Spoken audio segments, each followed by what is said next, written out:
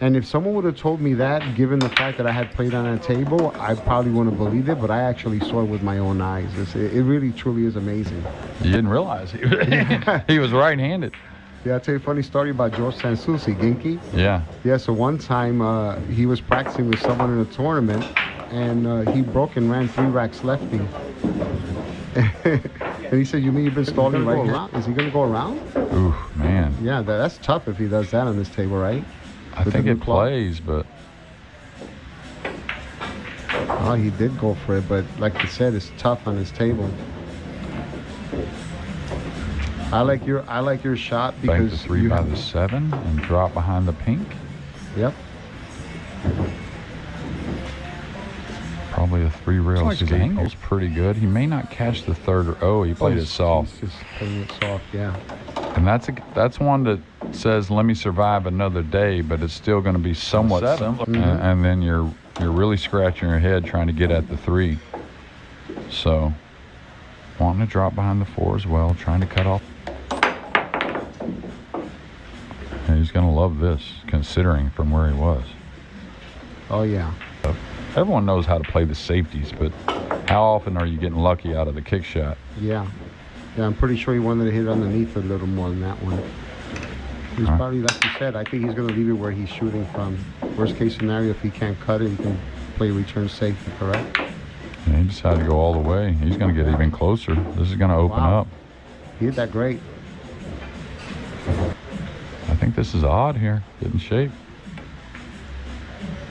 Oh, he held it nicely. But just imagine having now, what, 5 years or so? That's correct. Yeah. 5 years. Yeah, so what are you, 45 minutes from here or something maybe? About a little under an hour. Okay. Yeah. All right, here's that tricky 7.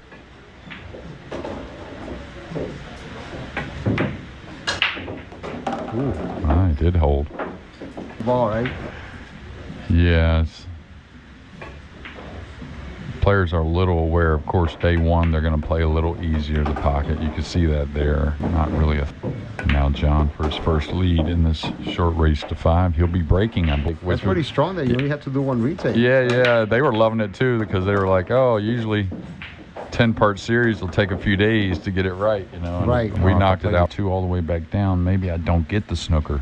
So leave the 2 out in the middle of the table more. There you go. Yeah, like that, where you're not going all the way with the blue 2 versus the kick. Yeah. For me, it would be better to kick. Yeah.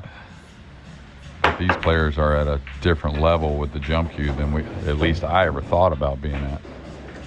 And that's how you develop a well-rounded game, I guess. Oh, you hit that a little harder than what he wanted. He was trying to put him behind the 7-9, I guess, right? Yeah. 5 alternate break. Pretty big lead. Yeah, this might be the turning point of the match.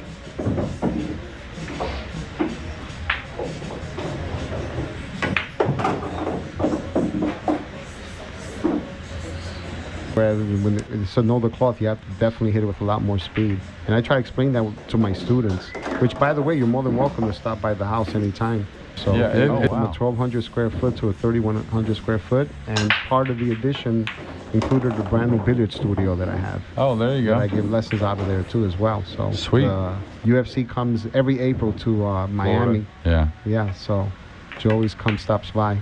Oh wow, that was definitely unexpected. Yeah, he's gonna get big time. Yeah, I was just there a couple weeks ago. I had to work in Austin for a few days of lessons, and he was a little upset he couldn't keep beating on me, but yeah, I'm sure he went on to play another 4 or 5 hours. Oh yeah. Okay, so that miss is going to cost him. I'm definitely looking forward to watching him. From what I understand, he's a great talent. Yeah, and I'm not sure, of course, about Indonesia. It's a huge 17, maybe. He might be the best player in the country. I don't know. Oh, my. Little body movement there. Wow. Brother used to tell me, where's that dead aim at? You know, like you're really aiming at the ball and not saying you're changing much. You're just kind of clarifying that you're hitting the ball where you want. Right. Doesn't have to do much with the cue ball, obviously, but...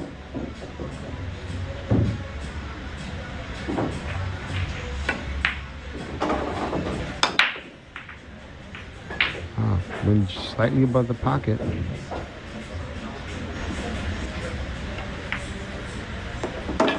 hit it great. Beautiful touch there by Francisco. What I'm wondering here is he considering playing the 5-9 combo, or is he just? It looks like he is going to go for the combo. So let's see. Yep. Under normal circumstances, and they just make it up. I guess I spoke too soon. I just did another commentator's curse and hangs a 9-ball. Francisco did.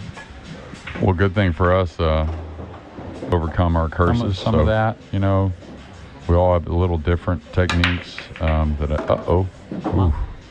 They promote a little movement at times more, but honestly, he's. Jonas is awesome. No, we went to dinner like a couple of months ago when they were here for the exhibition match, and yeah, I couldn't believe. I said, man, I wish I could play like so natural. Or the 9. Or the 9. Wow, that would have been for the win too. Wow. Yeah. Yeah. And what happens with a shot like that, of course, you know you got a chance, but it's easy to reflect and maybe have the air knocked out. All right. Gain position here. Really should do it. He's overcut it as well. And it's weird on the new felt. Francisco, he overcut a couple of shots. So he's trying to figure out a way to make the adjustments. Did he get him there? A little less English, I guess, but overall it was about the shot line. And the same on old. Oh, he let up. Oh, wow. Let up on it.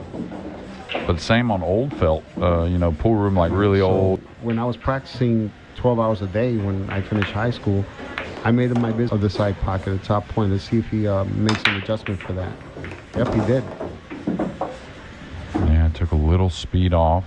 It's going to be cueing over the paint. He could whiff the whole ball. Mm-hmm. Yeah, it's just always going to be tough. I think the push out was maybe on call there. Full ball hit, you're trying to follow to the end rail and back down, you know, that no side spin kind of thing. All right, good touch here. Sweet, he hit that one. Yeah, smart play, but that 5 was in the back. When Jason Shaw came playing in one of my events years ago, he had me try his cue with the extension in the middle, and he swore that when you shot a jack shot. Yeah, that was a very popular extension for a while with a lot of players.